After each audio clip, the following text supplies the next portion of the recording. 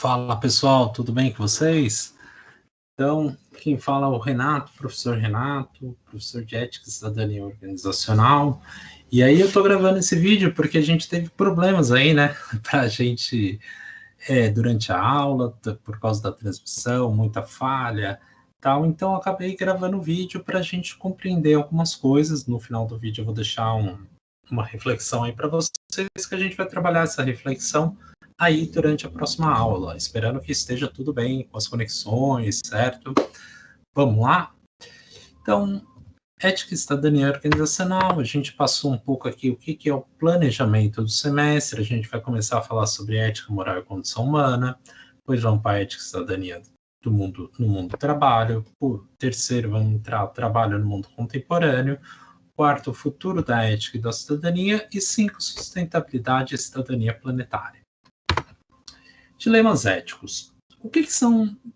A gente sempre escuta falar sobre o que é ética, sobre o que é moral, sobre comportamento ético, questão moral, ter bons modos, etc. Mas o que significa para isso? Para isso, eu trouxe alguns dilemas éticos. Porque os dilemas éticos, eles são uma forma da gente compreender como que a ética, certo? Qual campo que a ética reflete, que ela está ligada. Então vamos lá. Se eu for convocado para uma guerra, para defender o meu país, não estarei procedendo mal ao matar matar seres humanos, ainda que naquela situação eles sejam considerados inimigos? Ou seja, matar alguma outra pessoa não é um problema ético? Essa é a pergunta fundamental. Não importa que seja numa guerra, ele coloca a situação limite como guerra, mas a pergunta fundamental é: matar um outro ser humano não é algo errado? Essa é a pergunta fundamental desse dilema. Segundo dilema. Devo sempre dizer a verdade ou às vezes uma mentira bem intencionada pode trazer mais felicidade? Ou seja, qual que é o dilema fundamental aí? O dilema fundamental é: a mentira pode ser algo útil, certo? A mentira pode ter utilidade, ser útil, ser benéfica, vamos dizer. A mentira pode ser boa. Essa que é a questão. Porque uma coisa é verdade, mentira, outra coisa é bem e mal. Entende? São campos diferentes. Então, a mentira pode ser boa? É uma questão, é um dilema. Eu não vou responder nenhum dos dilemas, não, pessoal. É para levantar, para entender aonde que a ética nos leva a refletir. Terceiro aí. Um doente em fase terminal, passando por grandes sofrimentos, pede aos médicos e aos parentes que o libertem, desligando os aparelhos e parando de administrar medicamentos que o mantêm vivo. Qual é a ação mais justa, mais correta diante desse fato? Aceitar a vontade do indivíduo, certo? É a coisa mais justa e mais correta, ou lutar para preservar a sua vida? Ele quer perder a sua vida. Então, esse é um dilema ético forte, que é o dilema da eutanásia, que é um problema. Não vou responder aqui para vocês, não, como eu disse, é uma coisa para se pensar. Por último, é correto tratarmos animais como objetos de divertimento, infligindo-lhes sofrimentos físicos ou psicológicos, como os que acontecem com touradas, brigas de gado e condicionamento, ou treinamento? Aqui está para exibição pública em circos. Aqui ele corta para mim, por isso que eu tenho essa paradinha, agora já alterei. Então, é correto, pessoal? Será que é correto, Ruth, fazer isso? Então, será que é correto? Tem alguns, por exemplo, todo um filósofo que discute muito ética, chamado Peter Singer, e ele vai criticar o que ele chama de especificismo. O que seria o especificismo? Ele fala o seguinte: os seres humanos, ele é vegetariano, é uma discussão. Eu não sou vegetariano, mas eu quero trazer só para vocês pensarem na discussão, refletirem sobre ela. Ele fala o seguinte: os seres humanos justificam comer carne por serem uma espécie superior a, por exemplo, a vaca, ao boi, a galinha, certo? Aos animais que a gente come. Carne de boi. Então, se por sermos superiores, teríamos o direito. Então, se a gente teria o direito, ele fala o seguinte: um extraterrestre que chega aqui e é uma sociedade superior porque consegue transportar pessoas tão longe com a sua nave que vai chegar aqui à Terra, pode ter o direito, por ser superior, a comer-nos. Mas parece brincadeira, mas ele está levantando uma reflexão ética sobre a relação com os animais. Qual relação? Só porque somos superiores devemos matar, criá-los para matar, para comer? Entende? É lógico, eu acho que cada um aí vai pensar, refletir, dar uma resposta diferente que tem a ver aí com seus valores, suas questões. Mas eu acho que a questão ética vale a pena para se pensar. É uma questão para se pensar. Entende? Esses são alguns dilemas éticos. Para a gente entender melhor o que são esses dilemas éticos, vale a pena a gente recuperar o significado de ética e moral. Então, moral vem da palavra latina mores, que significa costumes, modos, de onde se originaram, por exemplo, as expressões aprender bons modos e pessoas sem modos. Já a palavra ética vem do grego ethos, que significa caráter, maneira de ser. Etimologicamente, a gente poderia falar que a palavra ética se refere a diferentes caracteres. Então, ao caráter que as pessoas têm, certo? Então, a ética compõe o seu caráter, a sua personalidade, certo? Então, ela tem a ver mais com uma questão mais de fundo. Enquanto a moral se refere aos modos de comportar-se, e os que já existem firmados numa sociedade. Então, as normas de conduta de uma empresa, as normas de conduta de uma escola, as normas de conduta de um professor, as normas de conduta dos alunos, etc., tá no campo da moral. A moral tem a ver mais com a prática que a gente tem, certo? Então, existe uma coincidência muito grande entre a ética e a moral. Por que existe essa coincidência? Porque a ética e a moral, ambas são ações humanas.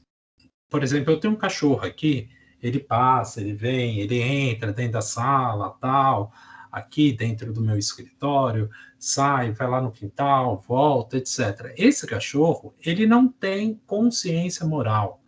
Ele não sabe direito distinguir o que é correto, o que é incorreto, e ele distingue o que é correto ou incorreto com uma pressão exterior, certo? Se ele se machuca, se alguém briga com ele, etc. Entende? Ele não sabe distinguir sozinho. Não vou fazer isso porque é incorreto. Não vou destruir o brinquedo da filha dele, do professor, porque é incorreto. Ele não vai saber isso. Lógico, depois de algumas brigas, ele pode saber que ele não pode pegar, mas precisa dessa pressão exterior toda para que ele se adeque ao comportamento. Então, a moral e a ética são coisas humanas. São seres humanos que assumem a postura moral e ética. Os cachorros, os gatos, os passarinhos, certo? Não assumem essa postura, tudo bem?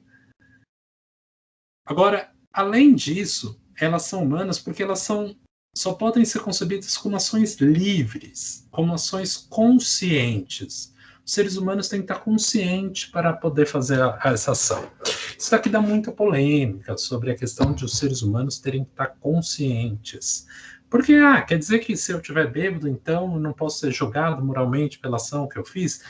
É um problema aí, porque você decidiu beber, por exemplo, mas a questão, e aí há um momento que você decide beber e você faz alguma coisa errada, você tem que assumir a responsabilidade do ponto de vista ético sobre aquilo que você fez. Então, se você estiver nessa ação, você teria que assumir. Isso a gente vai discutir aí depois, quando discutir liberdade e responsabilidade. Mas a questão aqui também envolve que você não pode estar sob pressão. Então, por exemplo, sobre a mira de uma arma, aquilo que você faz de certo ou errado já é uma questão que você não teve a liberdade de escolha, porque você está entre a vida e a morte, entende? E entre a vida e a morte, é difícil jogar a ação como moral ou imoral. É isso que a gente... Tudo bem? Isso dá bastante polêmica, a gente pode conversar, se vocês tiverem dúvidas, se vocês quiserem colocar exemplo, aí a gente pode debater isso em sala. Ética e moral na filosofia. Na filosofia, a ética ela representa a reflexão sobre a moral. Então, na filosofia se divide a moral no campo da prática, no campo das ações, das regras, do comportamento, e a ética como reflexão. A maior parte da filosofia trabalha com essa ideia. Uma coisa é a prática, outra coisa é a teoria. Então, a ética está aqui na teoria e a moral está aqui na prática. Então, o que eu faço é do que eu faço, correto ou errado, bem ou mal, é moral. Agora, quando eu reflito sobre o que eu faço, é ética. Então, a ética ela vai indicar para a gente justamente que a gente está no campo da ética, certo? A gente vai estar tendo uma aula de disciplina de ética, indica como vai ser o nosso comportamento. A ética é uma reflexão, é um campo de reflexão. A ética depende dos conceitos teóricos, os conceitos sobre o que é bom, o que é mal, o que é justo, o que é injusto, o que é felicidade, o que é infelicidade. Para eu saber se está correto ou não a ação, o comportamento, eu tenho que saber o que é bom, o que é mal. Então, como que eu vou, por exemplo, resolver o dilema ético lá, o primeiro dilema ético, o segundo dilema ético sobre a questão da mentira?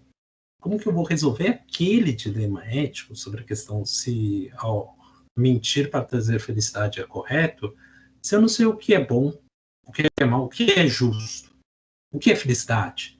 Então, para eu conseguir responder aquela afirmação, eu tenho que ter algum conceito, saber algum significado do que é ser feliz. Então, por isso é uma conexão. A filosofia conecta muitas coisas. Ela conecta essa questão da ética, da felicidade. Ela vai conectando todas as questões. Então, para eu saber se eticamente é correto, eu preciso saber se o que é justo, o que é correto, o que é bom, o que é mal, entende? O que prejudica, o que beneficia, etc. Então, a ética nos convida a refletir sobre como deveria ser nosso comportamento frente a determinadas situações do cotidiano. Não precisa, aí eu coloquei exemplos de situações limites, mas não precisa ser situações limites. Não precisa ser guerra, eutanásia, aborto, violência. Situação do cotidiano, na relação com os nossos filhos, certo? Na relação com os nossos companheiros, nossas companheiras, né? Nossas mulheres, e as mulheres com seus maridos, tal, etc., com os nossos amigos. Então, essas situações do cotidiano. Tudo bem?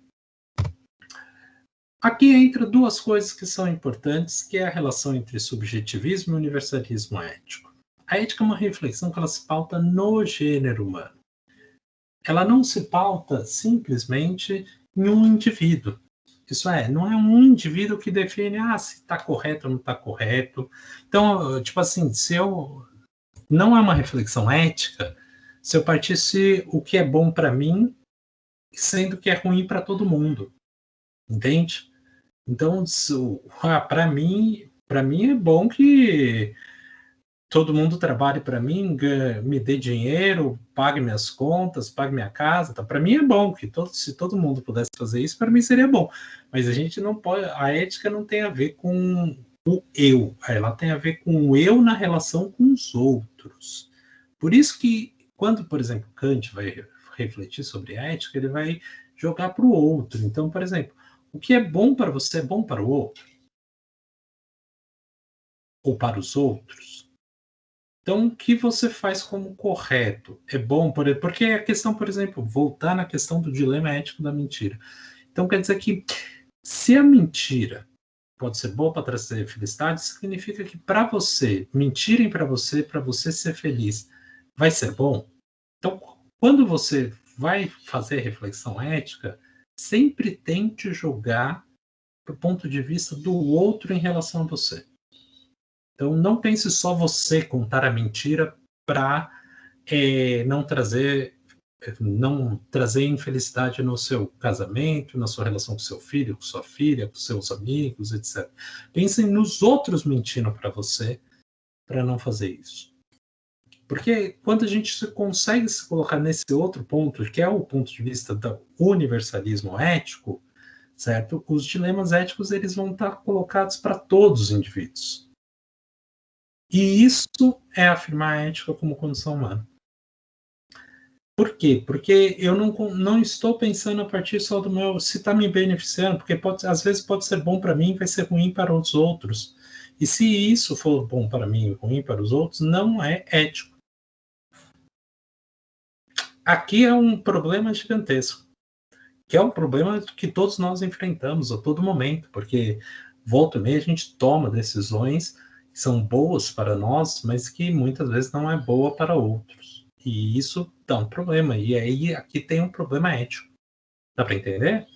Essa é uma dificuldade. Essa dificuldade a gente percebe principalmente quando a gente fala no problema das circunstâncias, que é a última questão que eu queria levantar aqui para vocês. O que é o problema das circunstâncias? O problema das circunstâncias é que a reflexão filosófica sobre a ética é muitas vezes bonita. Acabei de fazer uma reflexão que eu acho, talvez vocês não podem não achar, mas é uma reflexão, do ponto de vista da reflexão, é bonita. Questão de que a gente pensar que eu não tenho que pensar se a mentira é boa quando eu conto, eu tenho que pensar se a mentira é boa quando contam para mim. Então, do ponto de vista, entende? Para ver se é ético ou não, do ponto de vista da reflexão, é uma reflexão bonita para se levantar. Mas a questão aqui é, uma coisa é fazer a reflexão no campo da teoria. Outra coisa é exercer essa reflexão no campo da prática. Porque na nossa vida dura, certo? Uma vida com dificuldades, com enfrentamentos, com conflitos, num cotidiano que a gente tem, como que a gente incorpora essa reflexão que no campo da teoria é bonita, é interessante, parece correta, etc., no campo da prática?